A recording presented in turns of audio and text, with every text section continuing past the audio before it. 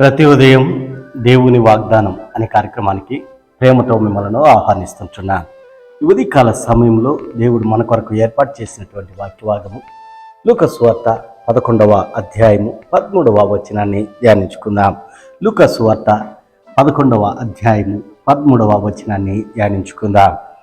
పరలోకమందున్న మీ తండ్రి తన్ను అడుగువారికి పరిశుద్ధాత్మను ఎంతో నిశ్చయముగా అనుగ్రహించినను. క్రీస్తునందు ప్రియమైన దేవుని బిడ్డలారా, ఈ ఉదయకాల సమయంలో దేవుడు మనకిస్తున్నటువంటి వాగ్దానము ఈ యొక్క వాగ్దానం, పరలోకమందున్న మీ తండ్రి తన్ను అడుగు వారికి పరిశుద్ధాత్మను ఎంతో నిశ్చయముగా అనుగ్రహించినను. ఈ యొక్క మాటలు ప్రభువైన యేసుక్రీస్తు తన శిష్యులను ఉద్దేశించి మరి ఈ యొక్క మాటలు మాట్లాడుతూ ఉంటున్నాడు. మరి ప్రాముఖ్యంగా పరిశుద్ధాత్మను ఇక్కడ మనం ఆ యొక్క మాటను మనం చూస్తుంటున్నాము. పరలోకమందున్న తండ్రిని మనం చూస్తుంటున్నాము. ఈ రెండు మాటలు ప్రాముఖ్యంగా ఇక్కడ మనకు కనిపిస్తూ ఉంటున్నాయి. మరి ఇక్కడ పైభాగంలో మనం గమనించినట్లయితే 8వ వచనం నుంచి, అతడు తన స్నేహితుడైనందున లేచి ఈయకపోయినను, అతడు సిగ్గుమాలి మాటి మాటికి అడుగుట వలనైనను లేచి అతనికి కావలసినవన్నీ ఇచ్చును అని మీతో చెప్పుచున్నాను. అటువలే మీరును అడుగుడి మీకు ఇయ్యబడును, వెదకుడి మీకు దొరుకును, తట్టుడి మీకు తీయబడును.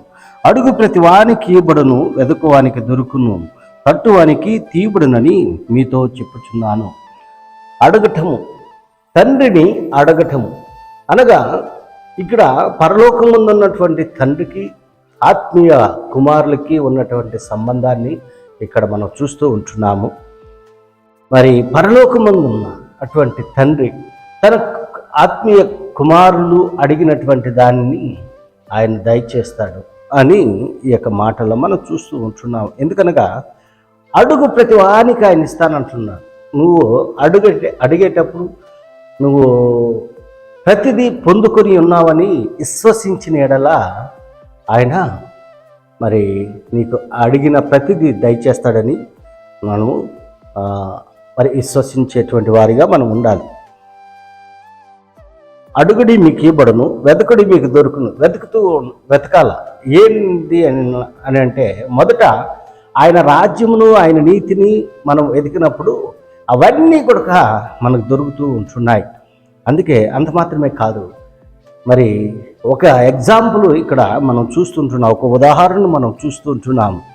మీలో తండ్రి అయిన వాడు తన కుమారుడు చేపను అడిగితే చేపకు ప్రతిగా పామునిచ్చిన, మరి మన కుమారులు మనల్ని ఏమైనా అడిగినప్పుడు మరి వారికి అడిగినది మనం తీసిచ్చేదానికి ప్రయత్నం చేస్తాం. అందుకే ఇక్కడ అంటున్నాడు, మీ యొక్క కుమారుడు చేపను అడిగితే పామునిస్తారా?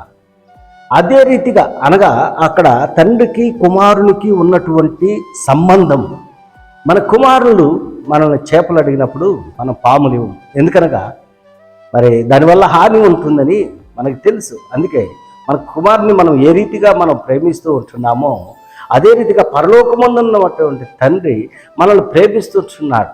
మనం ఏం అడుగుతుంటున్నామో మరి అడిగేటువంటి ప్రతిదీ ఆయన దయచేస్తాడు. అడగక మునిపే నీ అక్కర్లను గుర్తెరిగినటువంటి దేవుడుగా ఉంటున్నాడు ఆయన.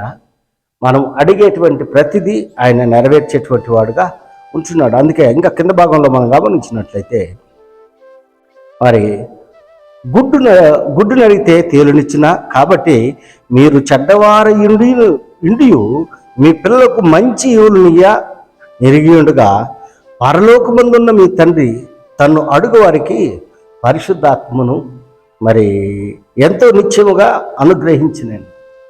మరి మనం ఈ లోకంలో పాపులుగా మనం జీవిస్తున్నప్పటికీ పరిశుద్ధాత్మ దేవుడు మనల్ని కాచి కాపాడుతూ ఉంటున్నాడు, మనల్ని రక్షిస్తూ ఉంటున్నాడు. ఎందుకనగా ఆయన కుమారులుగా మనం ఉంటున్నాం కాబట్టి, ఆయన స్వరూపంలో మనం నిర్మించుకున్నాడు కాబట్టి మనల్ని ప్రేమిస్తూ ఉంటున్నాడు. క్రీస్తునందు ప్రేమైన దేవుని బిడ్డలారా, మరి పరిశుద్ధాత్మ దేవుణ్ణి మనము వెతికేటువంటి వారిగా మనం ఉండాలి. ఆయన సన్నిధికి మరి కనిపించేటువంటి వారిగా మనం ఉండాలి. అప్పుడు మనం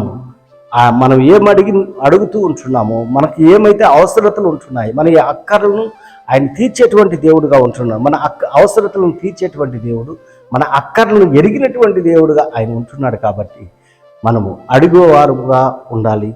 ఆయన సన్నిధిని మరి వెతికేటువంటి వారిగా మనం ఉండాలి. మనం అడిగే ప్రతి వారికి ఆయన దయచేస్తానని వాగ్దానం చేశాడు. దేవుడు చేసినటువంటి వాగ్దానము నమ్మదగినది, స్థిరమైనటువంటిది. ఆ వాగ్దానాన్ని పొందుకొని ఆయనకి ప్రియమైనటువంటి బిడ్డలుగా నీవు నేను ఈ లోకంలో జీవించాలని ఈ కొద్ది మాటల ద్వారా నేను హెచ్చరిక చేస్తుంటున్నాను. దేవుడి యొక్క మాటలను మరెక్కువగా మీకును మీ కుటుంబాలకును ఆశీర్వాదకరంగా దేవుడు మార్చును గాక. ఆమేన్.